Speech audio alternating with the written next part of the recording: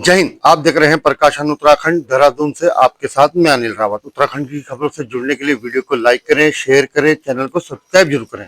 प्रकाशन उत्तराखंड के WhatsApp channel से जुड़ने के लिए इस बारकोड को स्कैन करें ताकि आप हर खबर से अपडेट रह पाएं।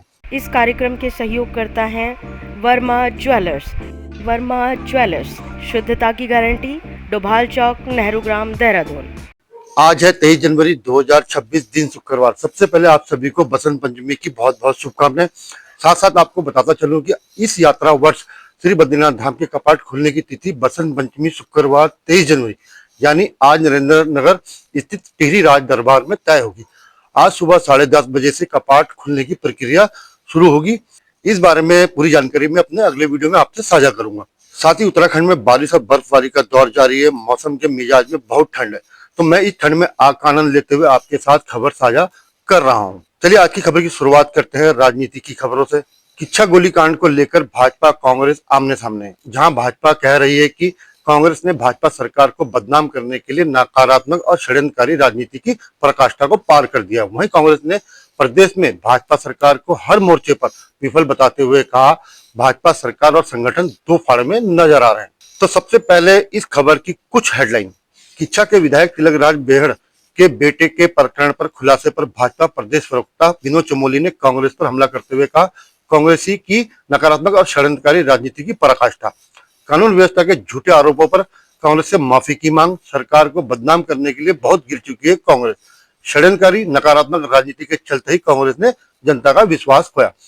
वहीं कांग्रेस ने प्रदेश में भाजपा सरकार को हर मोर्चे पर विफल बताते हुए कहा भाजपा सरकार और संगठन दो फाड़ में नजर आ रहे हैं।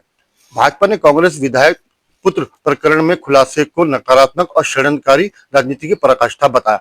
प्रदेश प्रवक्ता विनोद चमोली ने इसके आधार पर लगाए सभी आरोपों पर कांग्रेस से माफी मांगने को कहा है। वहीं अफसोस जताया विश्वास नहीं होता कि कांग्रेस भाजपा सरकार को बदनाम करने के लिए इतने निचले स्तर पर गिर सकती है। उन्होंने कहा कि भाजपा लगातार सभी दलों से सकारात्मक राजनीति कर राज्य के विकास में सहयोग का आग्रह करती रही है, लेकिन उनके नेता विशेषकर कांग्रेस प्रदेश की छवि खराब करने की कीमत पर सिर्फ और सिर्फ भाजपा की सरकार के प्रति झूठे नैरेटिव पढ़ने में लगी हुई है। सरकार और पार्टी को टारगेट करने के लिए वह भ्रम अफवाह का माहौल खड़ा करने का प्रयास करती रही है और प्रत्येक बार उसे मुंह की खानी पड़ी है। चाहे दुखद अंकिता प्रकरण हो, चाहे काशीपुर किसान आत्महत्या मामला हो, चाहे आपदा का मुद्दा हो या बाबा केदार धाम का विषय हो। उन्होंने हाल में ही कांग्रेस विधायक तिलक राज बेहड़ के पुत्र पर हमले को लेकर हुए खुलासे को भी इससे जोड़ते हुए राजनीतिक दुर्भावना का उदाहरण बताया। अफसोस जताते हुए उन्होंने कहा कि भाजपा सरकार के खिलाफ कांग्रेस इस सीमा तक गिर जाएगी ऐसा कभी सोचा भी नहीं था। कांग्रेस के नेताओं द्वारा विधायक के घर जाकर खराब कानून व्यवस्था के बढ़ चढ़कर एक तरफा आरोप लगाए थे। अब पुलिस की गिरफ्त में आए आरोपियों ने स्वीकार कर लिया है कि हमला षड्यंत्र का हिस्सा था। लिहाजा सच सामने आने के बाद सभी कांग्रेस के बड़े नेता और कार्यकर्ता को सरकार पर लगाए अपने अनर्गल, झूठे, अपमानजनक और षड्यंत्रकारी आरोपों के लिए तत्काल सार्वजनिक माफी मांगनी चाहिए। ऐसी ही गैर जिम्मेदाराना, असंवेदनशील, परिपक्व और नकारात्मक राजनीति के चलते ही कांग्रेस जनता का विश्वास खो चुकी है। एक बार पुनः स्पष्ट हुआ है कि राजनीतिक लाभ के लिए कांग्रेस पार्टी किसी भी हद तक जा सकती है। आइए अब सुनते हैं कांग्रेस प्रदेश उपाध्यक्ष सूर्यकांत धस्माना को। देखिए, उत्तराखंड में वर्तमान भारतीय जनता पार्टी सरकार हर मोर्चे पर संघर्ष करती नजर आ रही है। राज्य में हर मोर्चे पर फेलियर इस सरकार का साफ दिखाई पड़ रहा है। पूरे प्रदेश के अंदर कानून व्यवस्था ध्वस्त है।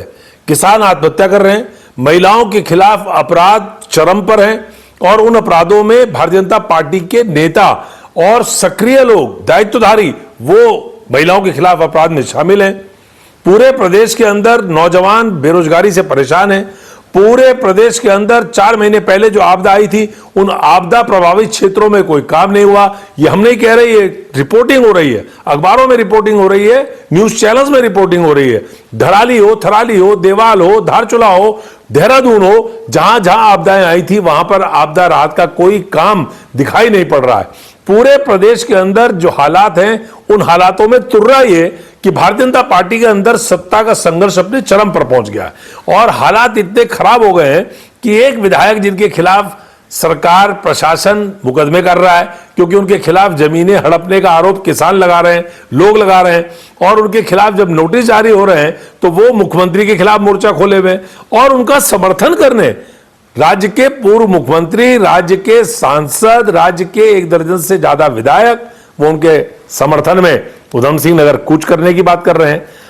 टल गया कुछ समय के लिए क्योंकि केंद्रीय गृह मंत्री अमित शाह यहां पर थे, लेकिन ये लड़ाई कब तक थमेगी इसको आप कह नहीं सकते।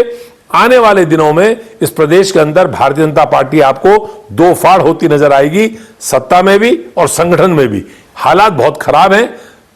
पूरी की पूरी भाजपा सत्ता के संघर्ष में लगी हुई है।